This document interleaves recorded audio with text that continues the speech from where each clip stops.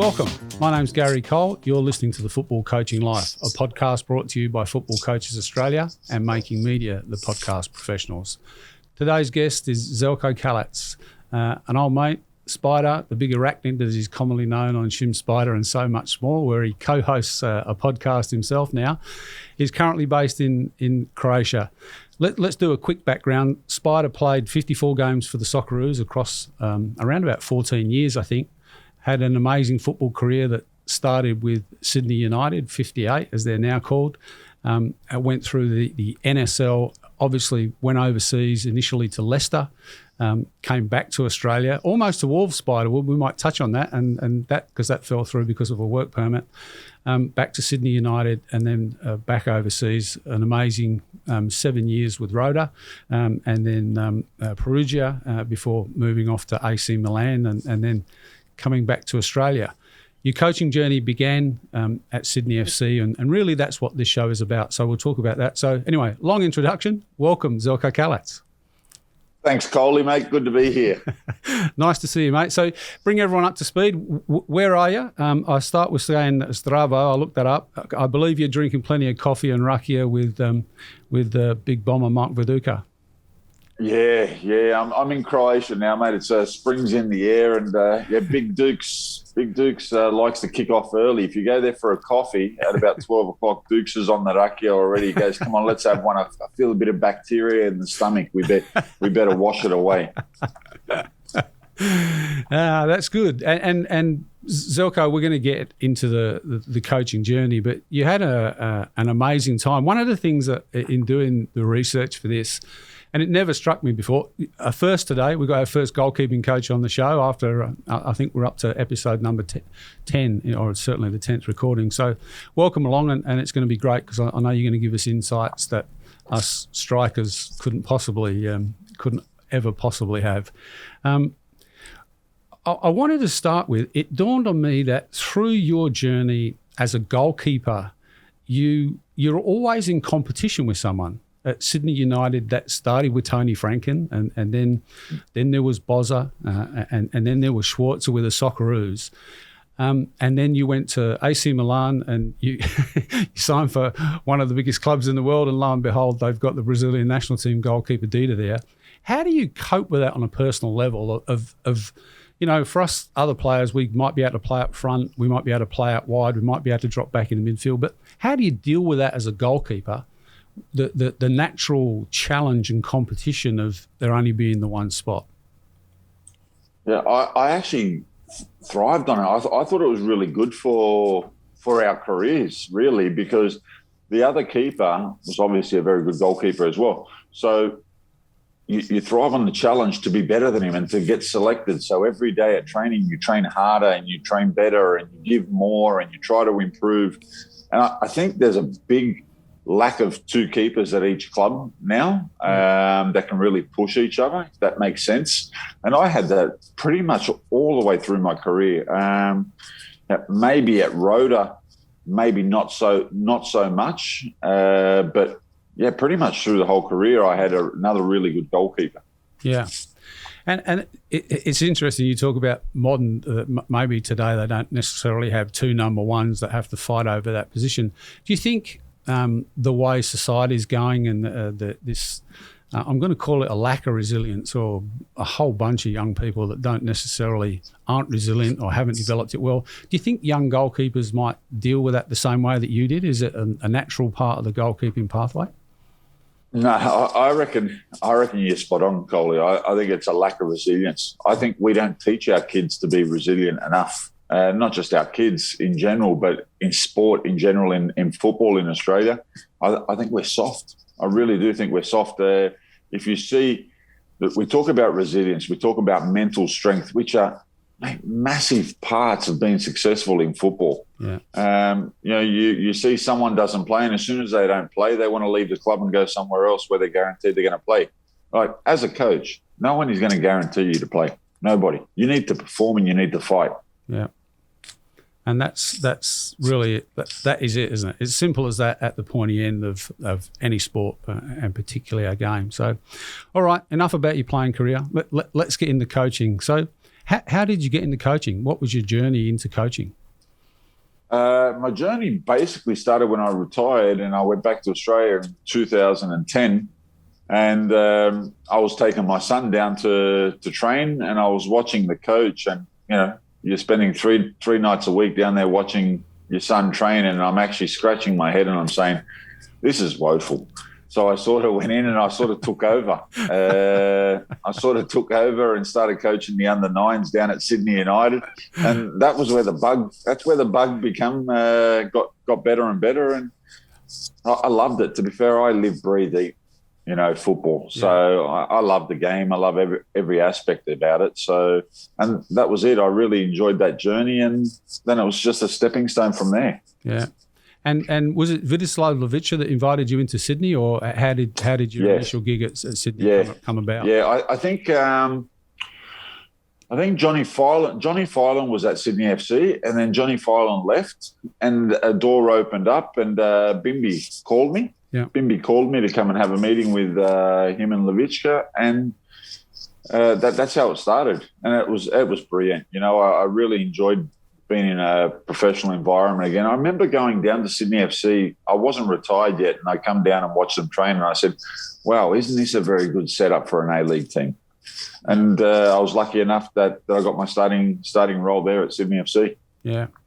It is a fantastic environment, was a fantastic environment, and I think that was not everyone had great environments in the early days of the A-League, but more and more clubs today do, and West Sydney Wanderers are obviously there, and that was one of the places that you went to. Spides, along the journey before you got that job, as you got that job, had you gone into the formal side of coach education, the A licenses, B licenses, goalkeeping licenses? How did your professional journey enable that, the administrative side of coaching, if you like? Look, I've got to be honest. I hated school, Coley. So when I actually started to do my licenses again, I actually really struggled. Yeah. With sitting in a classroom and listening to all that stuff. It was really like I was back at university or back at high school, and it was, mate, I'll be honest, it was painful. Yeah, it was really, really painful. I had migraines after every day because, look, people say there is a lot of good things out of it, but there's so much rubbish as well that's never used in football. And, for someone who hates, and I mean hated school. Yeah, it was a real struggle for me in the classroom side of the licenses. Is it probably fair then to say that it's become pretty academic, coach education? It used to be all about practicality, and it's become a lot more academic. Yeah. Yeah, very, very academic. Yeah. Look. Don't get me wrong, there's some good things out of it, but I actually think a lot of people don't coach. A lot of good people don't coach and don't go down that path because of our licenses, because of the way that there's not as much licenses that are done the practical side of it, of being on the field. Like, I would say there's 70 to 80% of it is in the classroom. Yeah. And when you don't like the classroom and you don't like computers and you don't like PowerPoint presentations, mate, it's a struggle. Yeah. And anyone who's academically good on computers and that they'd love it. Yeah. They'd think they're Mourinho's. I think some of that, a fair bit of that, is governed by Asian Football Confederation and FIFA as well. But no doubt, individual countries seem to have some level of control, and right now here in Australia, Trevor Francis, national TD, and Smudger, who I spoke to on the way in today, who's driving back to Canberra from a B licence he was involved in Sydney. I think that's a good one of the good things that's going to come out of the changes, that the practical side of coaching is going to be, the importance of that is going to be way up there again. Yeah, I think that'll be good, and I think we'll get a lot of good people that'll come back. Look, I don't know how many people you've spoken to about it, Coley. It was something that a lot of people struggled, and I know people with a lot of knowledge that would have been very good coaches didn't take that path because it was just too difficult. Yeah. At certain ages, you just don't want to go back into a classroom. Yeah. No, I think that's fair enough. Spides, did you do all your coach licensing here? Did you do any of it in Europe? Yeah. No, I've done it all here. I've done it all in Australia, and far out, man. I've done more licenses. I think I've done more years doing my licenses to be a coach. And it's the only thing that I know than what I did my all years in high school and that, Coley. So it's a long journey, mate. It was very painful. I've got to be honest with you. It was very painful. So you were a bit like me in the fact that I finished playing and sort of rolled into coaching. For me, I went up to the AIS to be Ronnie's assistant and ended up getting a gig as Frank Arrock's assistant with the Socceroos for a little while, which was amazing, which is essentially the way your journey's gone. You finish playing and then you end up at Sydney FC. Very different from some of the other coaches, people like Stadge, that don't necessarily have an elite playing career and have to go and build their coaching journey. So how was the transition from being a professional footballer, a short break, and then going into being a full-time professional coach at Sydney FC? Yeah, that was a big change. I think the hardest thing I found at the beginning, I had a year off, Coley, before I finished. I didn't finish my career and go straight into coaching. I actually wanted to work out what I wanted to do for a year. And then I went into coaching a year later, which was probably better because I think had I gone straight into it, I wouldn't have been ready. I made a lot of mistakes in the first year in my mentality, where we were doing certain things, and you put in your head, mate, how can't you do this? This is easy. Just do this. Just do that. But then you learn as you go on and progress as a coach that it's not about what you could do. It's about how you can get the others to do it. So you have to break things down, which was something that I learned in the first 6 months very, very quickly, that it wasn't about me being a goalkeeper anymore. It was about getting the others to be good goalkeepers. Yeah. And that was something that I actually enjoyed, to be fair. And it was funny because I had two older keepers that I worked with, and I think I was lucky that I had two older keepers. I had Rocket and Ivan Nicheski when I first came to Sydney FC. Yeah. And I was probably lucky because they understood me. I was older, they were older, they'd been around the traps, so you could give them a bollockson, and then after the bollockson you could put your arm around them and have a laugh. And I think that was very helpful to my coaching career. Had I had a young goalkeeper probably at the beginning, I think it would have been very difficult. Do you think your credibility as a goalkeeper has a significance in that sort of environment, particularly early on? We all know what we think about goalkeeper coaches, and mate, we all got an opinion, haven't we? No one listens to us, but we got an opinion. I think goalkeepers in general make a big difference to any team, and that's how important a goalkeeper coach is at any club. Without a good goalkeeper, you can't win shit. Yeah. So let's this is don't have any questions written down about this, but this stuff is a little rabbit hole that's worthwhile exploring. So in my coaching journey, I think the first time I coached at the AIS, we had goalkeeping coaches. I think Tony Brocky might have been there still then. I went out to coach in the old NSL at Heidelberg, and John Kennedy there was a goalkeeper coach. I did a bit of coaching in the NPL. I don't think there were goalkeeping coaches at some of those places. So for me, who knew nothing about goalkeeping, it's like the two goalkeepers, you guys go down there and train by yourselves for 45 minutes, and we'll give you a call when we're bringing you into the game, until I learned a bit along the way. How do you work with senior coaches and make that work for you? Is it some of them just want you to go to coach the keepers and then that's it? Do others want to listen to your thoughts about how the goalkeeper not only does all the things that goalkeepers do, but interacts with the back four, the way they communicate, the shape and positioning and all this stuff? How do you navigate a pathway through all that as a goalkeeping coach? Look, I've been lucky, Coley, to be honest. I've worked with some really good coaches that, mate, they let you participate in everything, which is important. And at the end of the day, the manager makes a call. But someone who's got the balls to listen to all his staff and allow his staff to do their job, becomes a very successful manager, because everyone who's there, and the reason those people are there working underneath him is because they trust him. They trust their staff.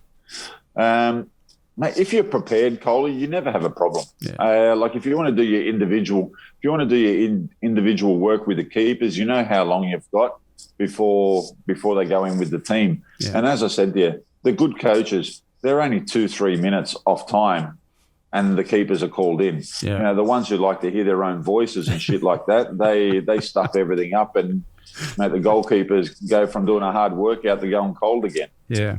And you're laughing, Gaz, because I know there's a lot of those shit coaches out there. Love the sound of their own voice. Coaches that love the sound of their own voice. Yeah, that does ring true. Been there, done that. I've fallen for that one myself.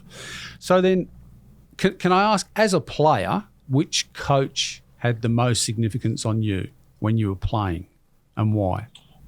Look, again, hey, I tell you, Coley, this is a great podcast, because I reminisce, and last night I was thinking what kind of answers you're going to throw at me and stuff, questions you're going to throw at me today, and I was thinking back at my career.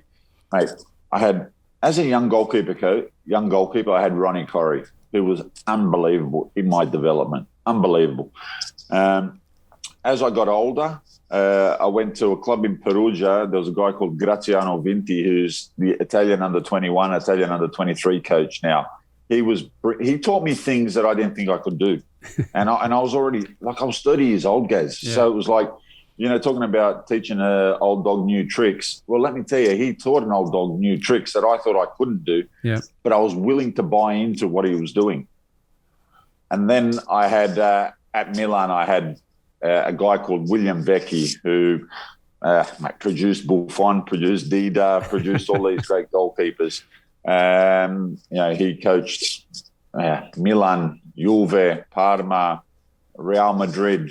He's been around, and he was an absolute monster. He killed me every day, battered me. And all he used to say to me is, "Don't worry, man. Hard work always pays off. Always pays off."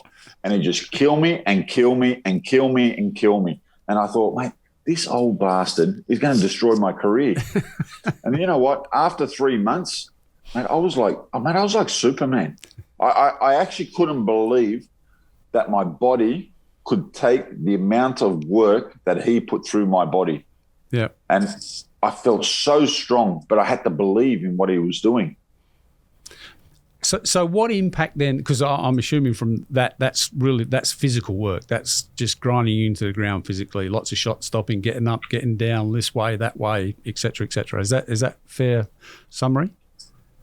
Yeah, but it was all, there was a goal. Huh? There was a light at the end of the tunnel. It wasn't about belting me just for the sake of belting me. I wasn't diving the full length of the field or stuff like that. There was a purpose in getting me strong, powerful, agile, explosive. Yeah. That was a big key thing about Italian goalkeepers, is they wanted explosivity. Yeah. And that's something that I actually took into my coaching, that I wanted that as well. Yeah. I wanted to see that. After I seen the way they worked and the way you develop as a goalkeeper over there, I thought, wow, this is quality. And, you can really, really make people a lot better by working this way. Yeah, getting them fit first. Well, I thought I was the end product, Coley. Yeah. I got to Milan at 32, so I thought I knew everything. When players say to you, "Yeah, but I know my body." Yeah. Mate, let me give you the tip. They don't know shit.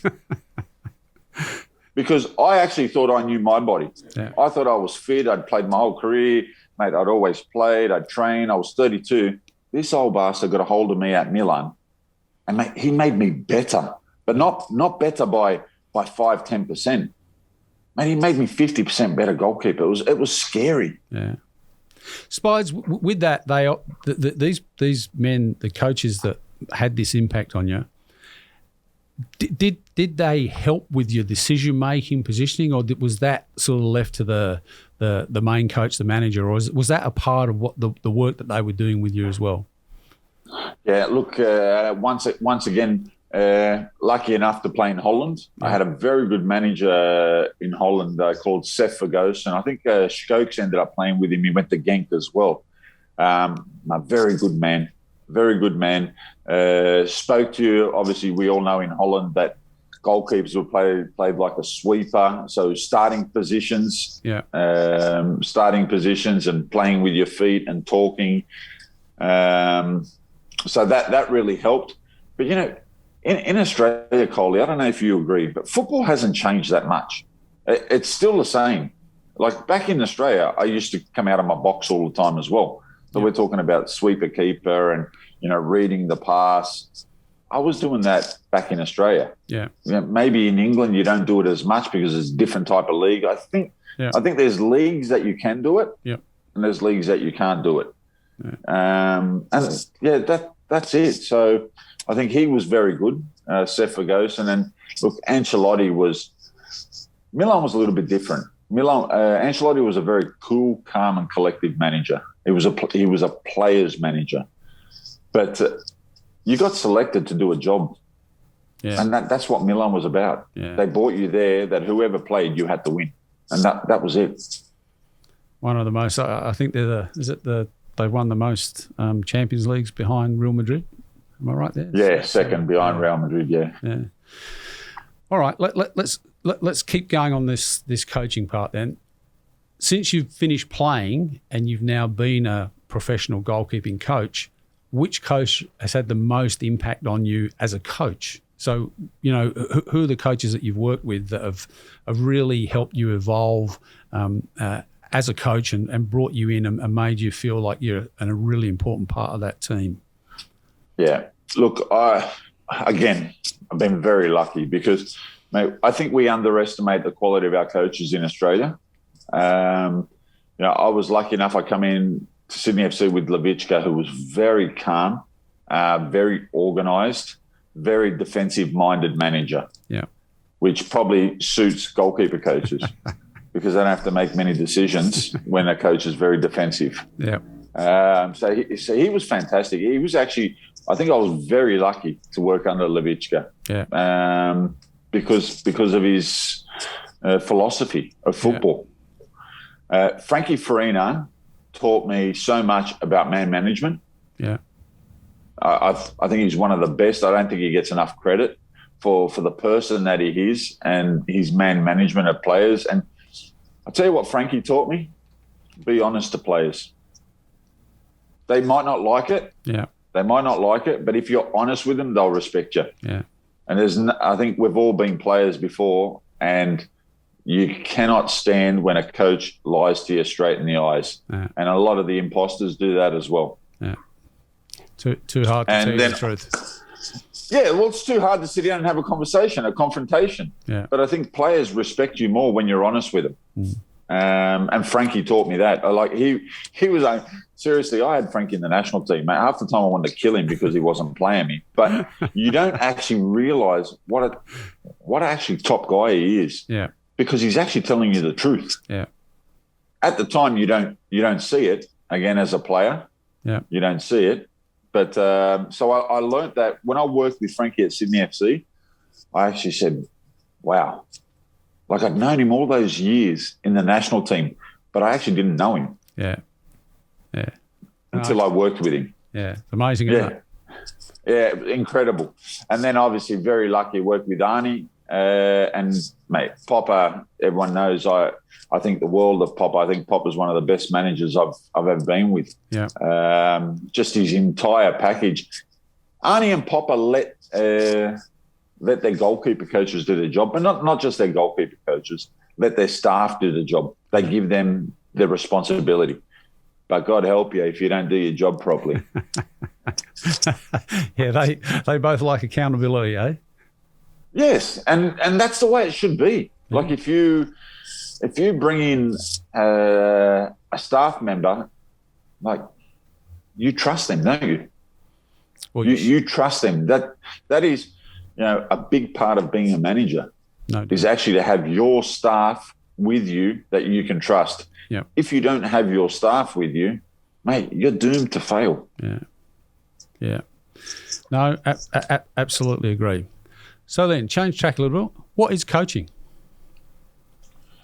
Coaching for me is, mate, to get the best out of each individual, to make them the best individual person they can be. And that I don't mean by, I think football is the best sport in the world because you can actually change the whole character of a person and the meaning of life and discipline and responsibility and character. I think football brings out all of that.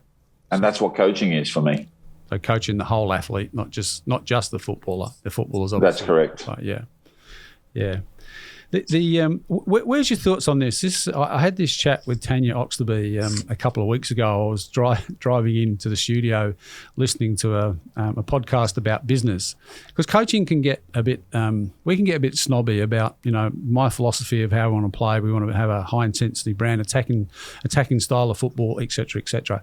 And on this podcast, I was listening to people talking about aspiration versus capability, and you've played in professional teams all over the world. You've coached with professional teams all over the world. What does that mean to you? Does that ring true? Is soccer a game where I've got a philosophy and I can go and do this no matter what? Or is it a matter of I'm a professional coach and we've got to win no matter what? No, I think football is a game of the quality of your players will determine the way you want to play. You can actually play a certain way, but if you don't have the players to play that way, it's going to be very difficult. Yeah. You need the cattle, and a coach has to have a philosophy to bring in the cattle the way he wants to play. Yeah. It's as simple as that. I mean, I can go, I want to play like Barcelona, but I don't have Messi, Iniesta, Xavi. And I think again in Australia we're a little bit delusional. With how we want to play and where we think we are in the stage of world football. Yeah. We need to wake up a little bit. We're not as good as we think we are, and we're miles behind a lot of the Asian countries, let alone Europe. Yeah, I think there's been so much. Obviously, there's been a lot of investment in European, South American football forever, but Asia in the last 10 or 15 years, in particular, the investment into football, player development, coach development has been quite remarkable. Yet we still seem to have this thing in our head about, we're playing the Asian team, so we're going to win comfortably. We're delusional, Coley, mate. We are. We're seriously delusional, and it's got a lot to do with people running our game because they're filling rubbish into people's heads, and a lot of people that actually have never been at any level are making comments that the guys that have played at higher levels. Mate, all we have to do is listen to what Ange said. Mate, Ange told them years ago when we thought it was going to get fixed. But who's Ange? Mate, he's an Aussie. Mate, he doesn't know what he's talking about. So we wait for a foreigner to come here and tell us what we have to do, and how we have to coach and how we have to produce our kids. And Matt, we go back 10, 15 years, but we don't listen to our own people. Yeah. Hopefully that's changing now. We've got an Aussie as a TD role and Ronnie Smith in there working. So they've got a lot of work in front of them, there's no doubt. But no, I couldn't agree more, mate. Back to you.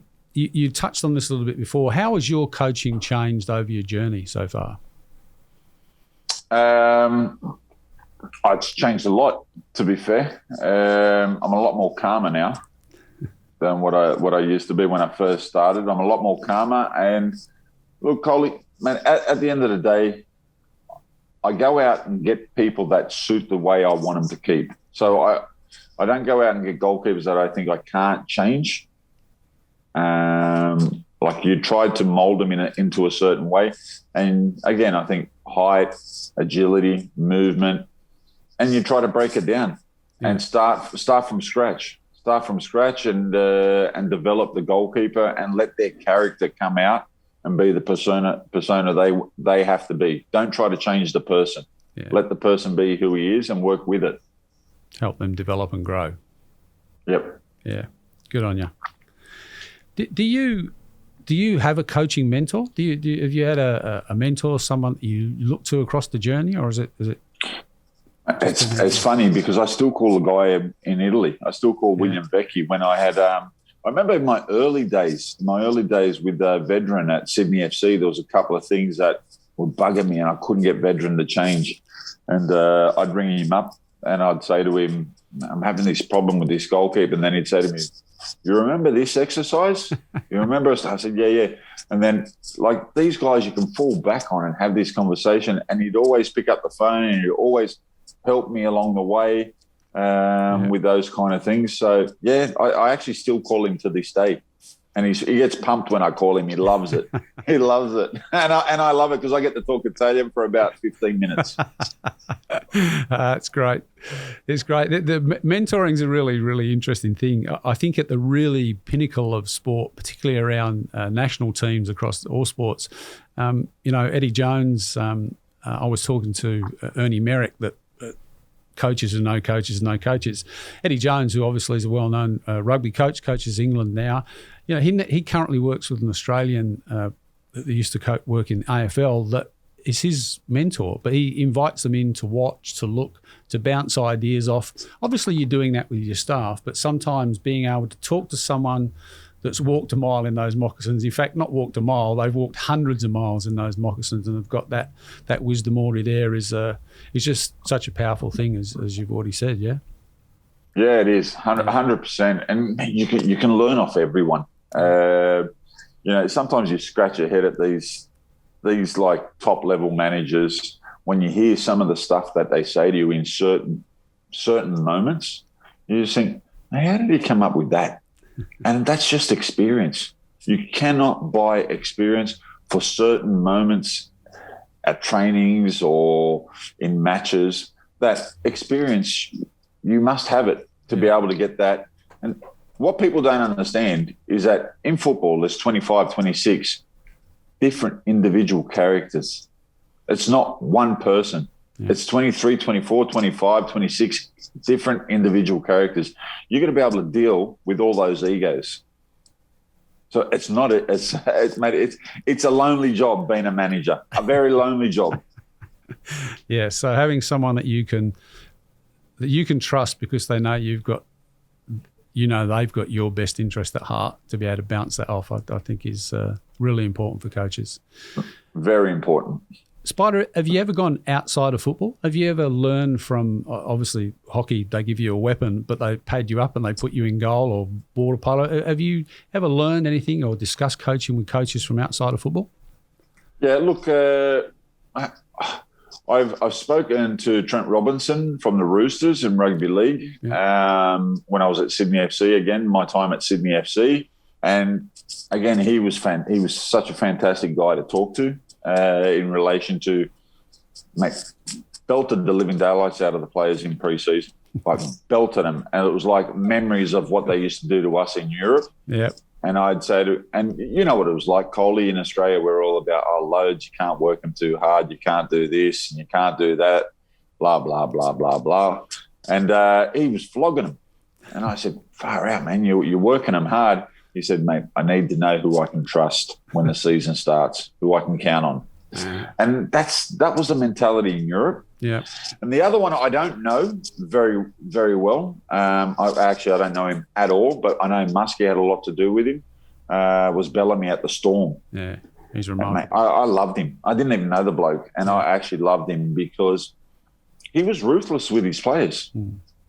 He was ruthless with them, but to get results. But they all loved him. Yeah, they all loved him, and I think that's that thing where a lot of people don't understand where what's being ruthless and what's belting them for the sake of belting them. He was being ruthless to get results, and as a manager, I don't coach just to coach. I coach to win. Yeah, I want to win, and the top managers, that's what they do. Yeah, they win. Have to if you want to keep your job. Yeah. Yeah, that's true as well. But a lot of people keep their job even if they keep losing. One of the things I was fortunate to work at Melbourne Victory alongside the Storm and got to see Craig and talk to him and watch what they did. I was in awe. I went into the gym one day just to work out one lunchtime, and the Storm players came in. And they worked out in the gym like I'd never seen anyone work out in a gym before in my life. The weights that they moved, The remarkable thing, though, was the coaches didn't say a thing. The players were in groups of 3 or 4, and the players actually drove one another on. Now, that culture had started, obviously, at the top with Craig, but the players had taken all that on board. And in that environment at Melbourne Storm, that work ethic was just absolutely remarkable. The best I've ever seen in any organisation. I was just blown away. I said, I don't know the guy, but for him to be every year first, second, in a grand final, get knocked out in a semi-final, it's very difficult to back up success. Yeah. Very, very. That's the hardest thing ever to do, is to back up success. And he does it year in, year out. Changes. He's got his leadership group that drive the team. But again, that starts from him. Yeah. You're listening to The Football Coaching Life, a podcast brought to you by Football Coaches Australia and Making Media, the podcast professionals. We're listening here today with Zeljko Kalac, goalkeeping coach extraordinaire, Socceroo with 54 caps, and now coaching in Croatia, just about to start his academy. Before I ask you the next question, Spide, give us an update where you're at in your life in Croatia nowadays. Yeah, well, I'm not anywhere in my life, Gaz. I'm just in Croatia. Spring's in the air, and obviously this opportunity arose after the debacle in Greece, and here I am. And then all of a sudden, I did a workshop actually in Croatia, and from that, this opportunity to do an academy now for 6 weeks has arose here in Zagreb. So I'm actually looking forward to that, and looking forward to the young talent here in Croatia to see what they've got. So why do you do it? Why do you coach? But I love it, Gaz. Mate, to be honest, mate, as I said before, I live, breathe, eat, sleep football. That's all I do. I don't follow other codes. I love football. Yeah. That's why I do it. I want everyone that I work with, I always have a goal that I want them to be the best that they can be. Yeah. Now, if that means I've got to bollocks them to get the best out of them, does that mean I have to sometimes be hard on them to get the best out of them? Does that mean sometimes I've got to put my arm around them to get the best out of them? Mate, that's my job, to get the best out of them so they can be the best they can be. Yeah. Wherever that leads them, it leads them. Good on you. I love that. Okay, let's change tack a little bit. You mentioned before the debacle in Greece at Xanthi. That was absolutely remarkable. I still shake my head when disgraceful is the word. Yeah, disgraceful, not remarkable. Disgraceful. It is disgraceful. You've been through that before at Karabukspor as well, with Tony a few years ago. You've had your ups and downs as a player. As a coach, how important is it to be resilient and develop your resilience? Oh, mate, you got to have thick skin, don't you? Very, very, very thick skin. Especially, look, Gaz, mate, with modern society, you got to have armor on the outside, because, mate, social media is poison. Yeah, and the trolls, mate, just attack you from every corner. And if you worry about it and if you look into it, and I think us as older guys, coaches, we sort of just get on with it. And as you'll know, being a coach, you don't have a lot of time to look at social media anyway. Absolutely. But mate, a lot of these people have families, and have kids that it affects them. Yeah. So it's actually really, really scary, society, the way it is and the way people hide behind the keyboard. But yeah, you have to be thick-skinned and resilient and mentally strong, mentally very strong. And Spides, how do you deal with it professionally? So you give up, well-paying job here in Australia to travel across to Turkey and Greece. You sign a contract, hopefully. How does that finish up? Is it FIFA and your lawyer that help you to the next step through that? Look, Turkey, we still didn't get our money, so I don't know. I don't think we'll get our money there anyway. In Greece, everything was done accordingly, the way it should have when they released us. I think Greece was a different situation. Greece was. I'd played 3 months, 4 months in Greece, so I actually knew what was coming. But the whole thing in Greece was the adventure, was the project that we were promised. Yeah. And obviously I was a head coach at the time for Sydney United, so I actually left. I was taking another path, and then this opportunity. I want to talk to you about that in a minute. Mate, it's incredible, Coley.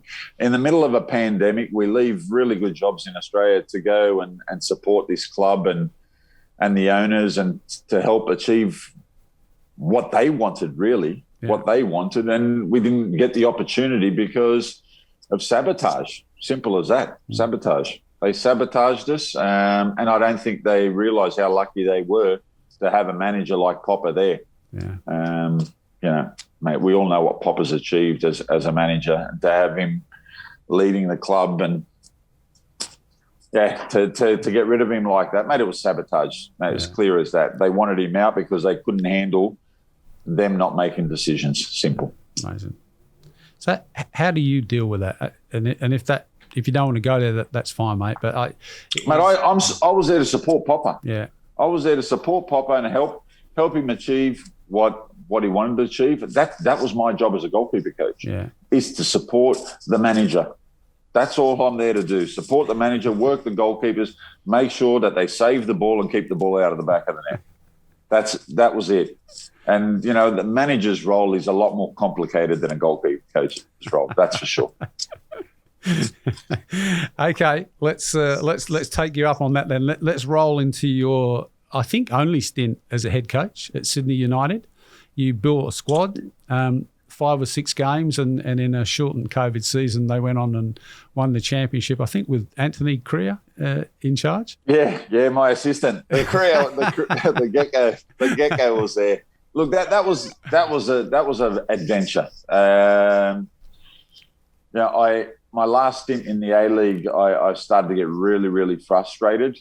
And I thought, you know what, I might as well go be a head coach. If this is what head coaching looks like, I'm going to go give this a go. And to be fair, the president of Sydney United was actually like terrorising me, saying, you know, you haven't got a job, mate, come and help us, come and help us. You haven't got a job, come and help us, come and help us.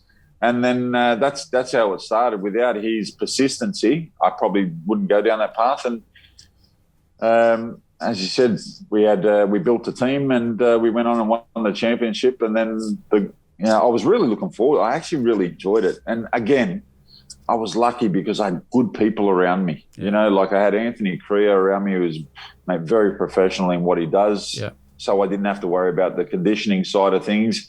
And I didn't have to worry about an assistant coach because his knowledge in football was huge. Yeah. And then I had a really good football analysis, Yusuf, who helped us.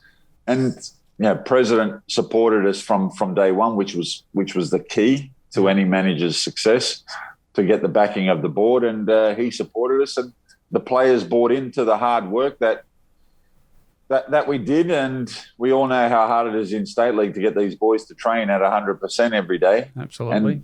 And they bought in. We put down the guidelines. We gave them rules, and we said, this is what we expect. And you know what? The boys were fantastic, and we went on and won the championship, which was fantastic for Sydney United. Absolutely. Yeah, no. So something you'd look to do again? I would do that if I was to come back to Australia, yeah, and I wasn't in a position with... The one thing that I wouldn't do again, Gaz, is I wouldn't go work outside in a group of people that I don't know. Yeah. In football, at the professional environment, I would only work with people that I trust, that I can support, that I know won't stab me in the back, because, mate, I can't take any more of that shit at my age. I want honesty, and I want people that I can trust and work hard with. Yeah. Amen, mate. I'm with you on that one. While we're on Sydney United, I've interviewed Arnie here and a few other people, and when you do the research and you sit down, I think Sydney United have produced over the journey, or contributed to the development of around about 60 Socceroos, and I don't know how many coaches have come out of that time through that club, but there's yourself, there's obviously Popper, there's Arnie. Arnie went through there. There's Jednak, Driller.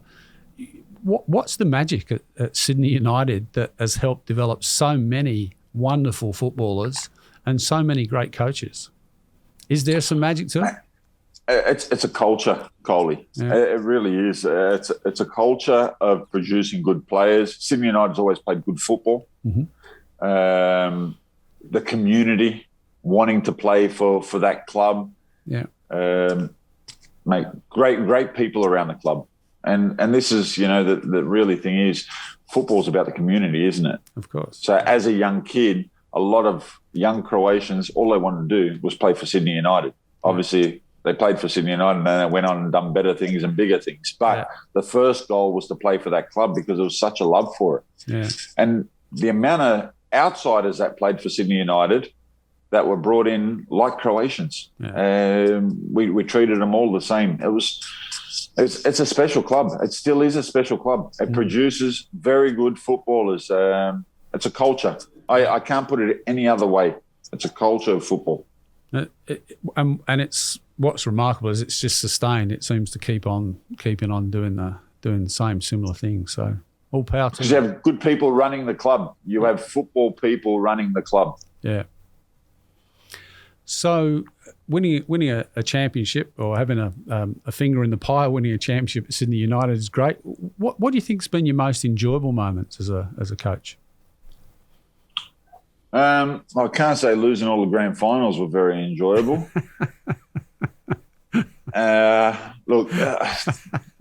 Being the head coach for the first year at Sydney United to win the championship there, that was very satisfying. I got to admit, it was a satisfying year. But you know what? There was 2 very good years in Australia where, I worked with Arnie one year and I worked with Popper the following year. And seriously, I had so much fun. I had so much fun working with these people. I can't explain it to you, Coley, but if you don't go to work every day happy and can't wait to get to work, then why bother going to work? Yeah. So, working with good people is the key to football. That's it. And I would go anywhere with Popper because of the loyalty and the trust that we have between each other. I got to say, the most satisfying is when I'm working with Popper. So, with Popper just been appointed. No, don't get any ideas, Coley. Hey, we want to break it here first. Melbourne's really nice this time of the year. I can show you some good coffee shops. No, all right, we'll stay away with that. So then, what are the most valuable lessons you've learned in football? Be honest, be straightforward, and be a good person. Good on you. All right, final question then for the day. One piece of wisdom that you could give to coaches that are beginning their journey, coaches that are on their journey, or coaches that are close to the end of the journey. What's one piece of wisdom that you would give to coaches? Be willing to adapt. Be open-minded. Be willing to adapt. Because football's played in all sorts of ways. There isn't a right or a wrong way. Yeah. So you just have to adapt. And I think that's what good managers do. They pick a philosophy, they have an idea, and they adapt on the cattle that they have. Good on you, mate. I think that's a wonderful place to leave it today. Really appreciate you coming on the show. I appreciate you getting up early. Missing your morning coffee to get front and centre in front of the camera. I've got my morning coffee here, guys. It's all good. So we wish you well with your academy. And if I bump into Melbourne over the next month or so, I'll catch up for coffee somewhere. It'll be good. Good on you, guys, mate. Keep up the good work, bud. Good on you, Zeljko. Thanks very much. Cheers, mate. Cheers, buddy. Boys. Take care. You've been listening to The Football Coaching Life, brought to you by Football Coaches Australia and Making Media, the podcast professionals. What a great chat with Zeljko. Guarantee you're going to smile. You have a great day.